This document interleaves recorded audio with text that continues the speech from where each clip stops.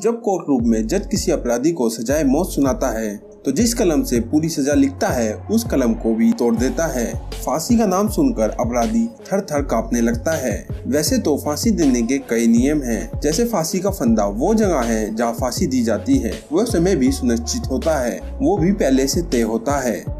जिस दिन अपराधी को फांसी दी जाती है उस दिन जेल का जेलर, डॉक्टर और मजिस्ट्रेट और जल्लाद मौजूद रहते हैं। इन सभी के बगैर अपराधी को फांसी नहीं दी जा सकती।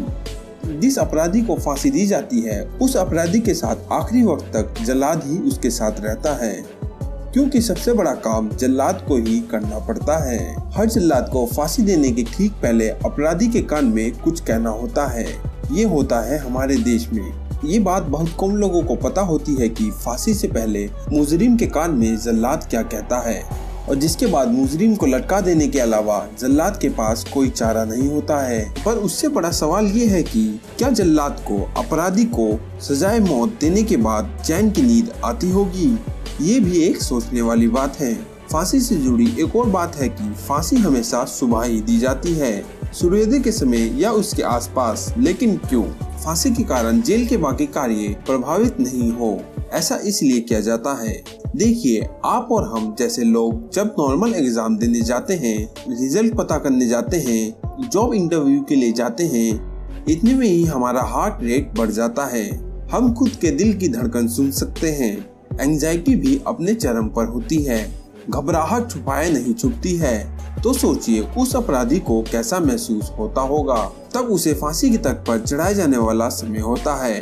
काला कपड़ा उसके चेहरे पर डाला जाता होगा और फिर वो डरावने शब्द उसके कान में बोले जाते होंगे। वो शब्द क्या होंगे? ऐसे में कैदी न गुस्सा होता है न नफरत करता है। वो शब्द एक जल्लाद हर अपराधी को मैंडेटरी अनिवार्य रूप से बोलता है, शायद इसीलिए कि अपराधी की आत्मा शांत हो जाए, उसकी रूह सुकून से शरीर छोड़ सके, या फिर इसलिए शायद वो जल्लाद ये शब्द बोलता है अपराधी के कान में, ताकि खुद जल्लाद के अंतर्मन में जान लेने का या किसी की जान लेने का अपराध बोध ना हो।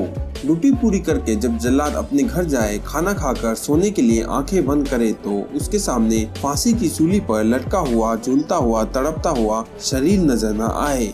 शायद इसलिए जल्लाद कुछ बोलता है अपराधी को उसके कान में ठीक फांसी से पहले।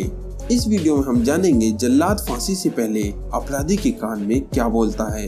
हमारे देश में जब भी अपराधी को फांसी दी जाती है तो उस समय जल्लाद अपराधी के कान में फांसी देने से पहले कुछ कहता है और इसके बाद ही जल्लाद अपराधी को फांसी देता है। फांसी देने के कुछ समय पहले जल्लाद अपराधी के कान में माफी मांगता है और कहता है, मुझे माफ कर दो, मैं मजबूर हूँ, मुझे माफ करो, मैं सरकार का गुलाम हूँ, आपके लिए बस कुछ नहीं कर सकता हूँ। अगर हिंदू होता है जल्लाद तो राम राम कहता है, अगर मुसलमान होता है जल्लाद तो सलाम बोलता है। फांसी देने से पहले जल्लाद कान में जब ये सब बोलता है तो अपराधी ये सुनते ही थर थर कांपने लगता है। ये बात सच है कि जिंदगी बहुत सिंपल है, हम उसे बहुत कॉम्प्लिकेटेड बना देते हैं।